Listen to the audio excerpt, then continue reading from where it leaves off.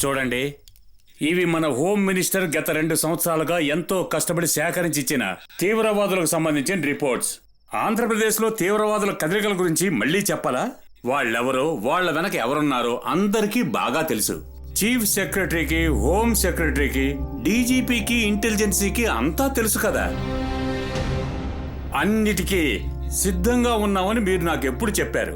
మీరు సిద్ధంగా ఉంటే కోటిలో బాంబులు అలా పేలాయి. 14 మంది చనిపోయారు. I want explanation.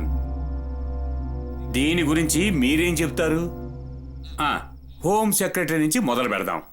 సార్, మనం తగిన జాగ్రత్తలో ఉన్నాం, ఎలాంటి లోపం లేదు. కానీ ఇలా జరుగుతుందని నేను అసలు ఊహించలేదు సార్. ఆ మాట అనడానికి మీకు సిగ్గేయలేదా మిస్టర్ పాల్ జోసఫ్?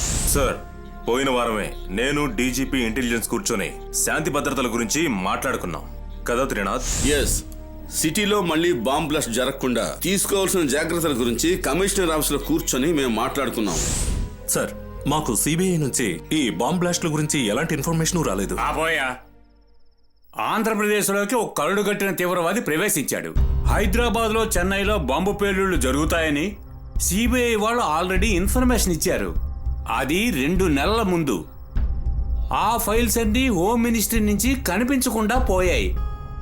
దాని గురించి నాకు ఎలాంటి సమాచారం ఇవ్వలేదు. ఇక్కడున్న ఆఫీసర్స్కి తెలియకుండా అది జరగదు. ఎలా మాయమయ్యాయో నాకు తెలియాలి.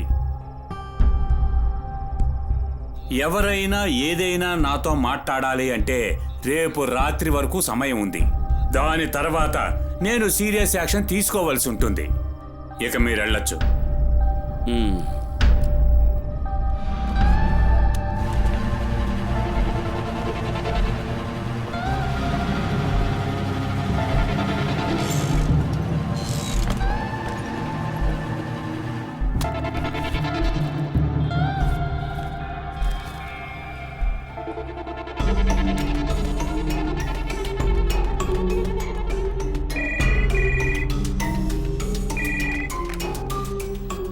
చూడు, నేను వర్క్లో ఉన్నాను, రావడానికి లేట్ అవుతుంది.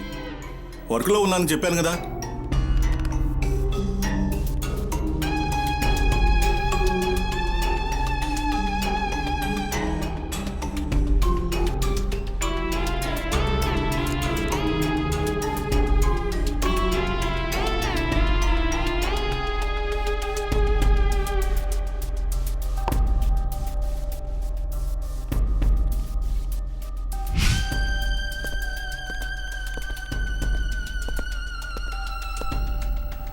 ఓ, మీరా, కూర్చోండి.